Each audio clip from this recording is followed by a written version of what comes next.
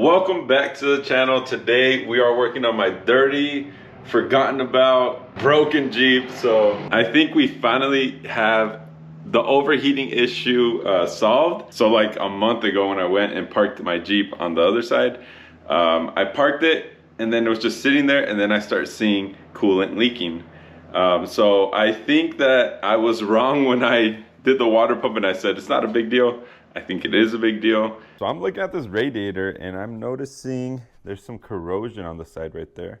So I'm curious if I had a leak in the radiator maybe? Interesting. So I want you to see here in this corner, it looks like it's a little wet and it's causing a drip to go down. Look at the other side and it also has that little wet spot up here. And this would make sense why I've been overheating. This Jeep does have the tubey head, so it is the better version of the head, so I don't think that that's cracked. So today we're gonna go ahead and replace the radiator, which I have right there. But before we do that, I do wanna say thank you guys for supporting the channel. Thank you for helping me hit 20K on YouTube. Like, that is crazy. Like, I don't know. I don't even know how to say it. Like, it's definitely something that I've always wanted to do, YouTube. And to thank you guys, I had said that I would do a lift kit giveaway at 20K. So if you go on to drawoffroad.com, click at the top, there will be a button for the giveaway. Sign up, you don't have to purchase anything, just put in your information there. I am gonna ask for your phone number. That way I can call you if you win and then, you know, obviously record it. So make sure you don't miss out. Make sure to sign up. We're doing an Iron Rock off-road lift kit giveaway, so don't miss out. Those are quality parts right there. Anyways, we got this radiator from Rock Auto. This is a CSF. Now, I did go with OEM instead of upgrading to an aluminum.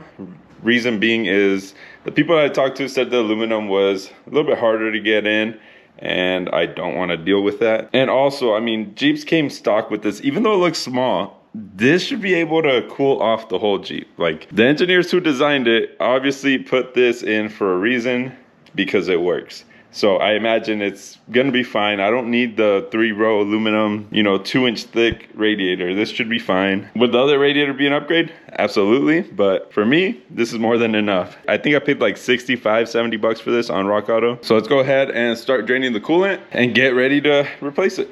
And I am telling you guys, I have not been taking care of the Jeep. It's just been sitting there since I haven't been driving it, haven't washed it, haven't done nothing to it. So to take this off, to make it easier, I will be removing this part of the air box here, because the tabs on the radiator, those right there where it bolts down, they do get stuck on this piece here, so we'll remove that. Like I said, we're gonna drain it first. I'm gonna put some towels down because this will make a mess. Okay, so we are underneath the Jeep. On the passenger side here, there is the drain. So we'll go ahead and take that off. So I don't have it fully out, just so it doesn't make a mess, but it's still gonna leak. And give it a couple minutes and then come back. So while that is draining, I'm gonna start taking off the shroud here for the electric fan, which is some bolts on the sides. There should be 4. On this side, I think I have zip ties holding it together. So don't judge me, it works.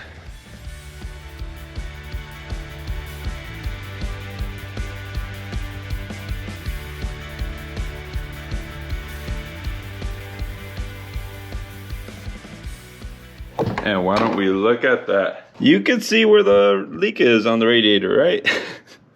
This whole thing is just full of coolant. So I don't know what happened. I thought it was a slow leak, and I guess it's a way bigger one than I originally thought. So we got the fan shroud out. We're gonna have to disconnect the transmission cooler lines, and I do have a leak down there from the hose, so I'll have to replace that as well, but not today because I like to do things twice. Okay, so now we have to take off the bolts holding the radiator itself, and it's looking like they're on the inside. So I'm gonna go ahead and take the grill off just to be able to have a little bit more room. And to remove this, super easy, just take off these 4 bolts up here, and then the 2 or 3, I should have 3 on the bottom. Okay, now we got the grill off. So when I put my radiator back in, I didn't put these in the right place. They're supposed to go between the radiator and your condenser here. So I had to pull this back. But anyways, we have to take off these 10s here for the condenser, and then these 10s hold the radiator in place. Plus there's 2 rubber grommets at the bottom that's where it sits. So it's just 4 bolts that we need to remove.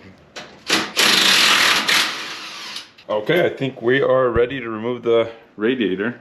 I think that's it. Oh no, I gotta take these off. Dang it. I think that these were a pain to put back on the last time we took them off. Yep, and they're being a pain. Okay, we got those lines disconnected. So now we just have to fight this out of here.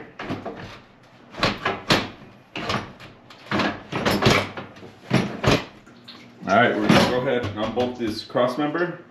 I think that'll give us enough room to be able to pull it out. Okay, there we go. Oh man. You can totally see the leak. That's crazy. It's all green right there. That leak was a lot worse than I initially thought. Okay, so here is the old radiator and here's the new one. I do have to transfer over these rubber bushings. They go into the side right here. I would recommend picking up some new ones when you order it because I had this one that busted, just old rubber. So get some new bushings for that. Where the electric fan goes, the new radiator comes with new clips. I was missing 2 on this side, so I had to zip tie it for now. But I'm gonna go to Ace and get some new bolts just so that I can actually bolt it in instead of putting zip ties on it. Do it right. The good thing about having a second WJ is you got a parts runner when one of them is broken. The bad thing is when both are broken, what are you gonna do? So while we're here, we have all this space. I decided to change out my harmonic balancer because I noticed that this is like wobbly. So I'm gonna go ahead and replace it now that we have the room. Got the new one here from O'Reilly's. It's a Dorman part. It's the same one that AutoZone had, but AutoZone did not have it in stock in my area. So I had to go to O'Reilly's. Same price though. I also rented out the puller tool so you can go ahead and take the old one out. So I'll go ahead and do that now. Now, like I said, I'm just doing this since I have the space now. I'm just using this crowbar to hold it in place. That way the motor does not turn over. And to take out the bolt, I just used an impact and it came right out. So that was nice. Nice. Okay, now we're gonna take the new one and put it on there.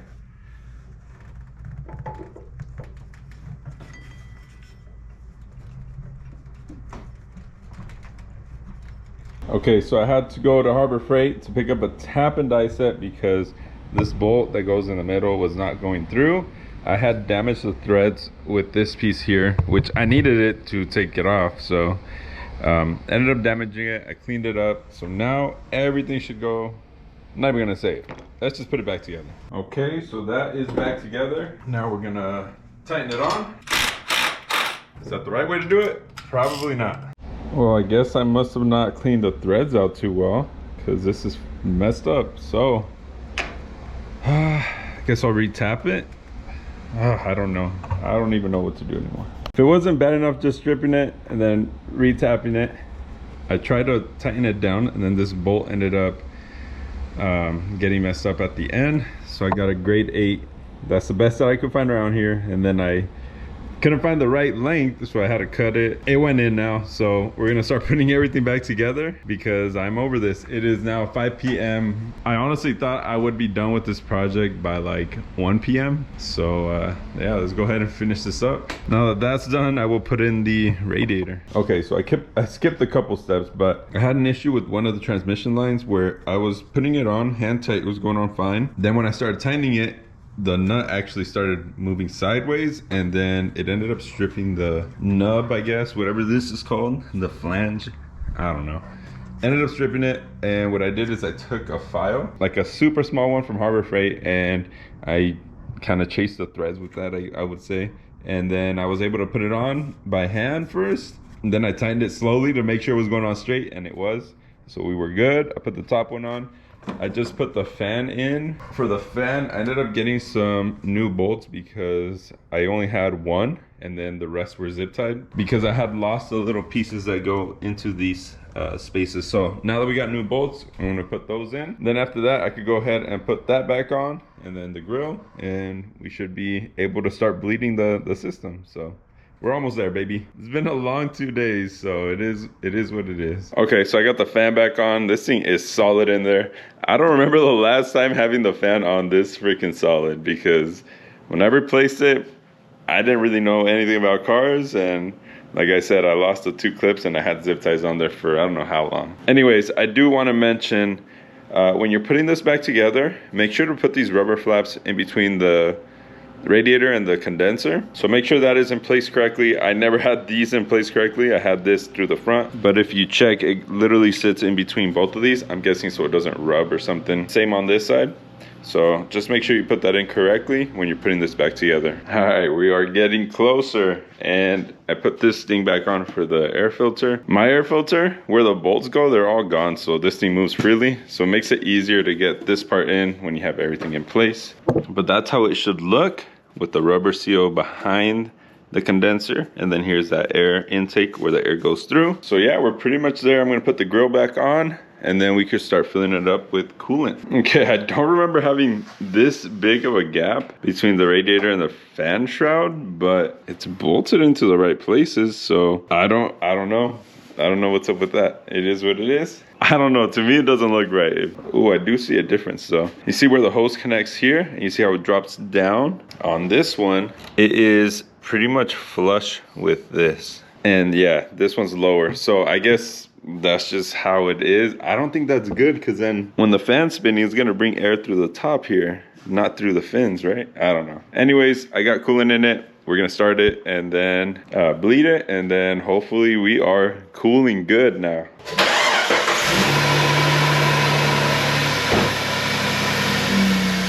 We're getting a ton of bubbles, but there is water coming out too. Okay, so I finished the radiator about a week ago, but I haven't been able to drive it because my idler pulley started making noise once I fixed the radiator. So it's been parked. Today we're gonna test it out, make sure that it's cooling. I'm gonna run it on AC. I'm gonna drive around, and hopefully it's good now. So now I have a new harmonic balancer, idler pulley, tensioner pulley, new serpentine belt, radiator, new coolant. So let's go drive it. Okay, so I've been driving around for 20 minutes. I'm in a parking lot right now. And honestly, I think it's good. It's been staying under 210. The Jeep's driving fine, no more noise. The only noise I have now, I noticed 2 noises actually. So I have a noise in the rear brake. I think I need to change my brakes out back there because it's squeaking. And then I was getting a whining noise. I'm hoping it's not from the gears, but it could be in the rear end. So I'm not gonna worry about that. We're just gonna send it. It's not overheating. That's what freaking matters. So let's go. Alright, so that'll be it for today's video. I hope they helped you guys out, and if it did, leave a comment down below, leave a like as well, and make sure to sign up for the lift kit giveaway we are doing on my website. It seems like it's cooling fine now. It seems like it's running good. No more noises from the engine bay now that we replaced the idler pulley, which you'll see in the next video. So anyways, hope you guys enjoyed it, and I'll see you guys on the next video. Peace.